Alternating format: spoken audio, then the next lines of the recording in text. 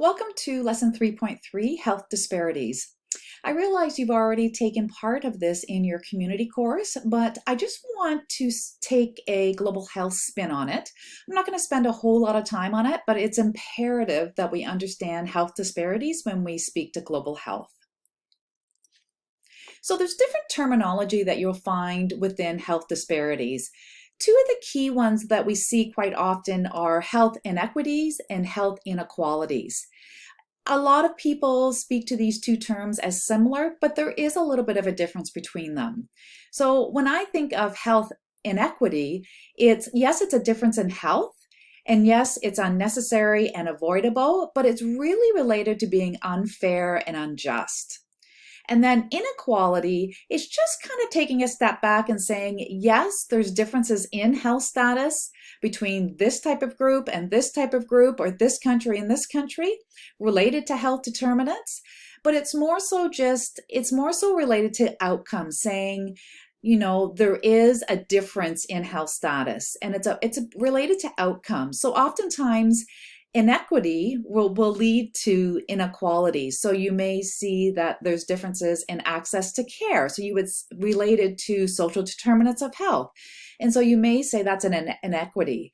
And then when you're looking at outcomes, you may look and say, as we look at all our inequities, we can see there's a real inequality. It's an outcome. A lot of researchers will use them interchangeably. And then health disparities is kind of just that bigger picture thinking. It's just a type of difference in health that is closely linked with social or economic disadvantage. And so I almost see health disparities as more related to health inequities. This is a diagram I'm sure you've seen looking at the difference between inequality versus equity. So in inequality, we try and treat all groups the same, and we say that we're treating everyone equally. Well, in some circumstances that may be true, but once we start thinking about social determinants of health, we know that's impossible. We can't treat every group equally. And that's where equity comes into play. It's looking at treating different groups differently to make sure that they do have equal access to the game. So you can see here is that how treating groups equitably actually allows them to have equal access. So you can kind of see that outcome part of the differences between the two. And then what we want to do as healthcare providers and nurses is to remove any of those barriers that cause the inequity to begin with. And so removing those systemic barriers. And so when you're thinking about health disparities, it's really related to social justice and that inequitable distribution of benefits and burdens in society. And if we're a socially just society, we try and look at the different groups and what specifically they need. And that's so true in global health and also public health.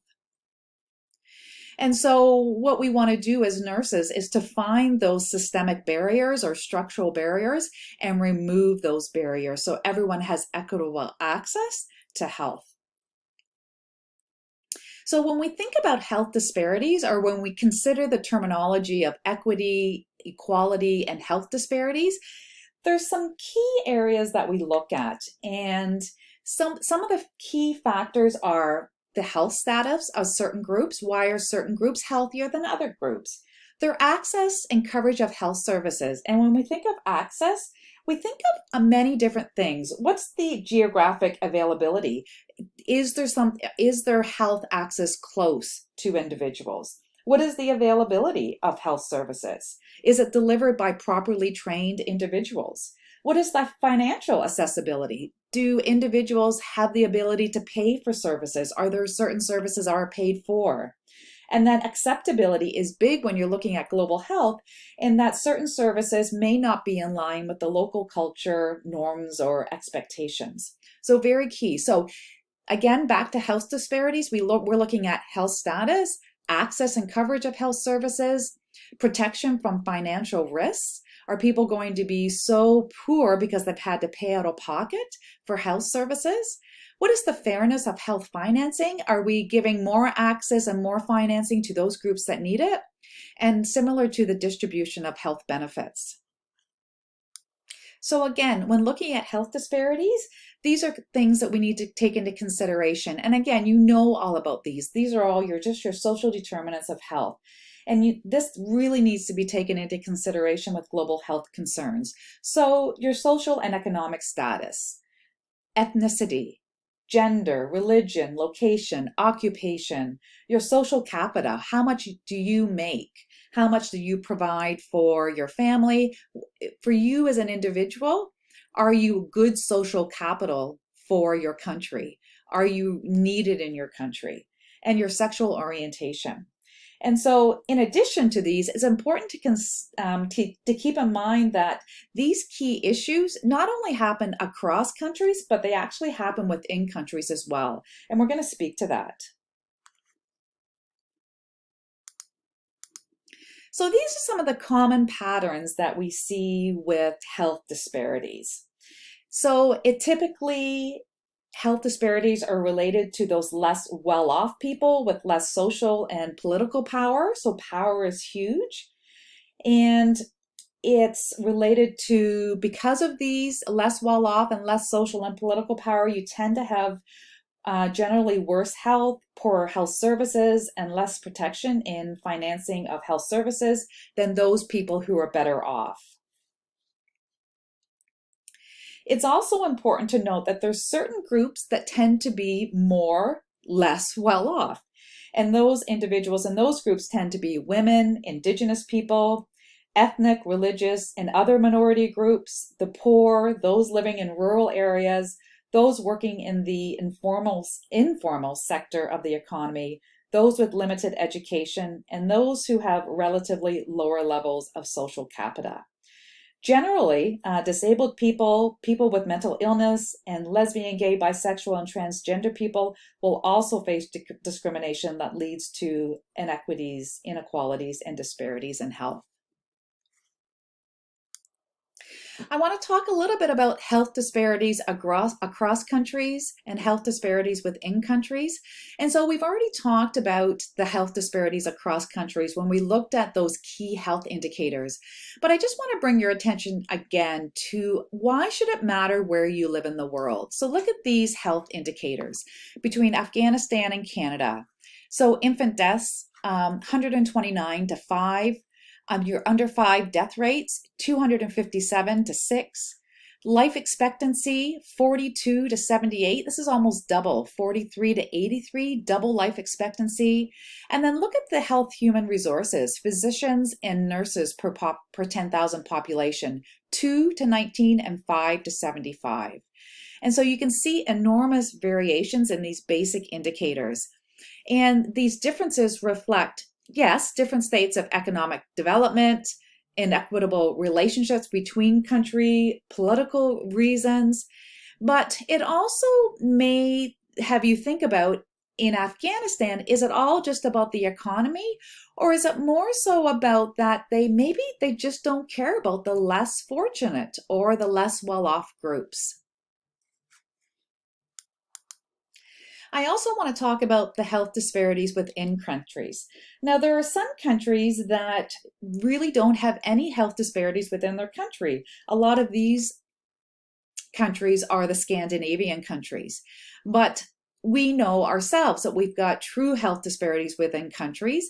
And we saw this loud and clear with COVID-19 when we identified that there were less well-off groups that were more susceptible to COVID than other groups. So it really came through quite clear. And so this is just looking at the difference between, now this is an old slide. And so again, it would be Indigenous population, but I would say that probably not very many of the health indicators have changed. So the infant death rate, 8 to 5, life expectancy, 69 to 78. So about a 10-year life expectancy change, a really high rate of depression, higher rates of chronic diseases with diabetes, and the suicide rates are almost double. So, and again, why should it matter where you live in Canada? When we're thinking about health disparities? Well, it does. And we need to make sure that we've got good health equities in these in different populations within Canada. This is just looking at another health disparity within countries. So this is India. And so these are different states in India, and you can see quite a different, this is looking at deaths per 1,000 live births. So the differences between Kerala and the difference between Assam, again, within country differences. What about health disparities and specifically where you live?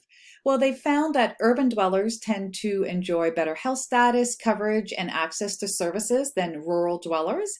And rural people tend to have lower incomes, less education, less access to services, and weaker political voice. But we also see in the urban areas, you also see those areas that are much poorer. And so you see some of the health disparities within urban centers as well. These are two great graphs looking at health disparities and location. So this is looking at the difference between rural and urban and looking at specifically under 5 malnutrition and growth stunting. So you can see the higher numbers in the rural area, the percentages, 40% almost in South Asia in the rural compared to about 30 to 35% in the urban. And this is very interesting too, women using contraceptives. And so the majority of women who are married or in union using contraceptives are actually higher for the most part in the urban centers versus the rural centers. There's a little bit of a similarity here in East Asia and Pacific. Most of the literature with respect to global health focuses on health disparities and income. And we've highlighted this in our previous lecture looking at the differences between low, middle, and high income countries.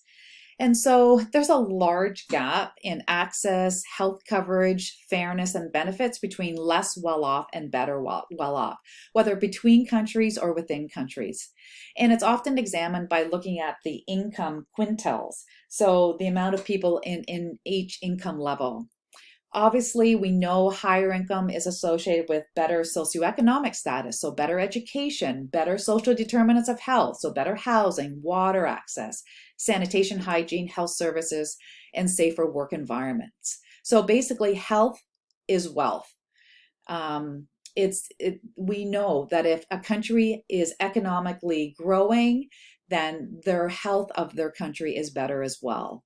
And so some of the indicators are shown in the textbook.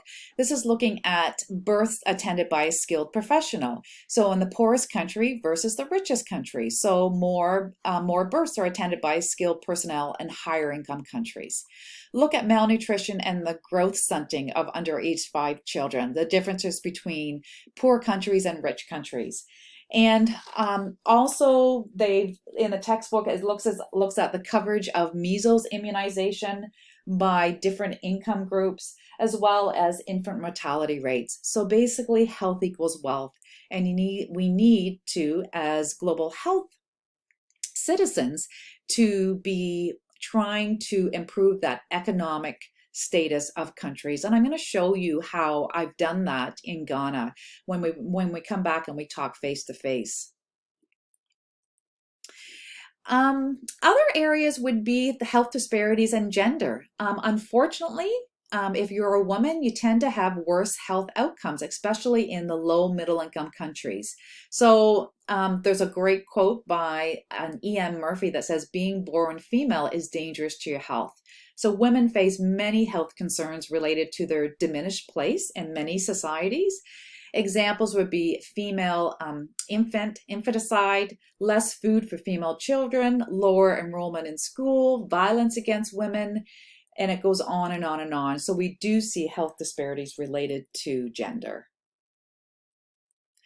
Absolutely, health disparities related to ethnicity, and we've seen this with COVID. So there's a strong association between ethnicity and health status, access, and coverage. And it's linked to that strong association between ethnicity and power, so a lack of power, education, and income. We've briefly touched on this already, the health disparities in other marginalized group.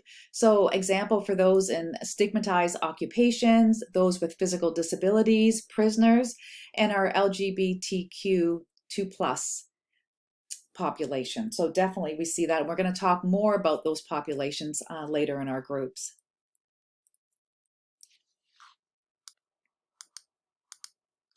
And then lastly, looking at financial fairness. So all high income countries, with the exception of the United States, have some type of universal health insurance system. And it's there to ensure that access to health services is not dependent on income. Now, this is not the case in our middle income countries. And so that is where health for all is very, very important. The poor have substantial out of pocket costs. The cost of those health services is much greater for the poor, which raises equity issues. And the benefit of public subsidies is often received by better off people. And so the importance of global health, one of the strong areas that all individuals in global health are fighting for, is the health for all. So this section was just to refresh your memory about health disparities. And when you're thinking about global health activities, keep equity, inequality, and disparities in mind always. Always consider the various dimensions of the issues. Why is it that certain individuals are not as healthy as others? Be careful when using numbers that reflect averages for health indicators because they may hide variations across or within groups. You can't just lump everyone the same. If you just look at one country and you lump them all the same, realize that that's the average, that there are certain disparities within certain groups within that country. And it's important to examine how each piece of key data relates to different population groups, especially the poor and marginalized.